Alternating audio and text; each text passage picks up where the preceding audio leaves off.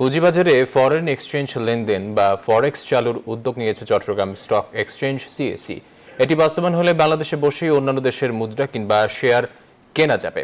পাশাপাশি বাংলাদেশের পুঁজিবাজারে বিদেশি মুদ্রায় বিনিয়োগ করা আরও সহজ হবে।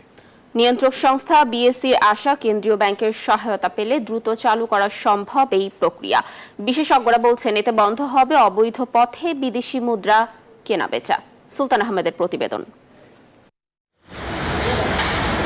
দেশের দুই পুঁজিবাজার মিলে বর্তমানে একদিনে লেনদেন হয় 1000 কোটি টাকার নিচে, আবার যার সিংহভাগ হয় ঢাকা স্টক এক্সচেঞ্জ ডিএসসিতে। অপর পুঁজিবাজার চট্টগ্রাম স্টক এক্সচেঞ্জ সিএসসিতে লেনদেনের পরিমাণ দিনে 10 থেকে 20 কোটি টাকা। পুঁজিবাজারে আন্তর্জাতিক বিনিয়োগকারীদের অংশগ্রহণ কম বলেই লেনদেনের এমন দশা বলে মনে করেন বিশেষজ্ঞরা। এবার দেশের পুঁজিবাজারকে আন্তর্জাতিক লেনদেনের সাথে পরিচিত করাতে নতুন উদ্যোগ নিতে যাচ্ছে সিএসসি, যেখানে ডেরিভেটিভস মার্কেটের আওতায় ফরেক্স ট্রেড চালু করা হবে। এমন উদ্যোগ বাস্তবায়নে সহায়তা করছে সিএসসির স্ট্র্যাটেজিক পার্টনার বসুন্ধরা গ্রুপের ABG limited. Equity derivatives permission already আছে, কমোডিটি অলরেডি পাইছি, দেন সাথে আমরা ফিনান্সিয়াল ডেরিভেটিভস পারমিশন যদি পেয়ে যাই বাংলাদেশ ব্যাংক এবং এসিস থেকে, তখন আমরা ইনশাল্লাহ সাইমultaneously আমরা এই বছরের শেষের দিকে চালু করতে পারবো ইনশাল্লাহ। মার্কেট কিন্তু অনেক বড় হবে ইনশাল্লাহ। আপনারা জানেন পার্শ্ববর্তী দেশে যেগুলিতে আছে প্রচুর পরিমাণের বাই সেল হয়, টার্ন ওভার অনেক বেশি হবে।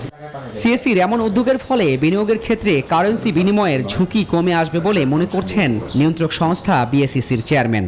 এটা একটা দেশের অর্থনীতিতে নাই, সেটা খুবই আমি বলবো যেটা খারাপ সিগন্যাল দেয় যে এই দেশ বোধহয় অনেক পিছিয়ে আছে।